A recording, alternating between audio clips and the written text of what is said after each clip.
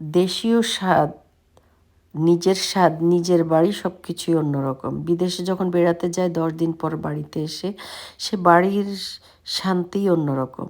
সেই রকমই নিজের দেশের নিজের আইটেম, নিজের রেসিপি আলাদা। তা আমার একজন গেস্ট আসবে, তাই কি করলাম, ভাবলাম যে একটু দেশীয় কিছু বানাই। তখন কি করলাম, 4টা ডিম নিলাম আর গুঁড়ো দুধ নিলাম আর এই যে চিনি দিয়ে এখন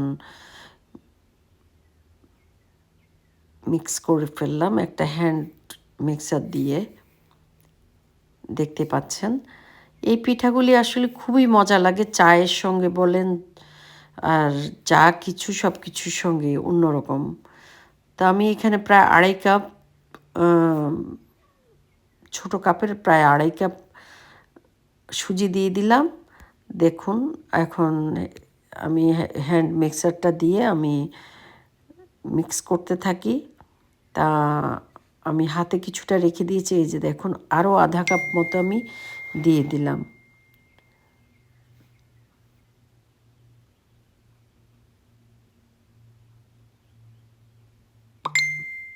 একটু লবণ দিয়ে দিলাম যাতে,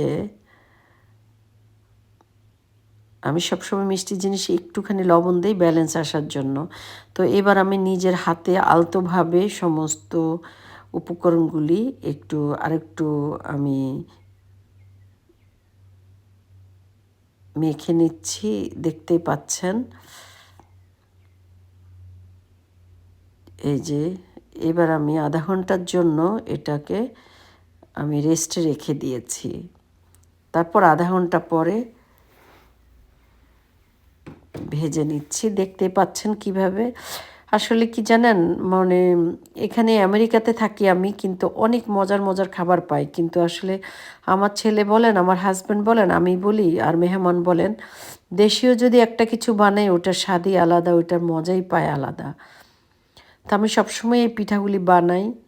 এই পিঠাগুলি বানিয়ে আমি রেখে দেই, আবার একটু ওভেনে একটা টিস্যু একটু ভিজায়ে জাস্ট একটু হালকা গরম করে নিলে একদম আগের মতো, অথবা আপনি এয়ার ফ্রায়ারে দিয়েও একটু গরম করে নিতে পারেন, অথবা এমনিও খাওয়া যায়, এটা রাখাও লাগে না, 1 সপ্তাহ আপনার বাইরেই থাকে। হ্যাঁ, চায়ের সঙ্গে অসাধারণ খেতে। আশা করি আপনি বা আপনারা চেষ্টা করবেন বানাতে এবং ভালো লাগবে।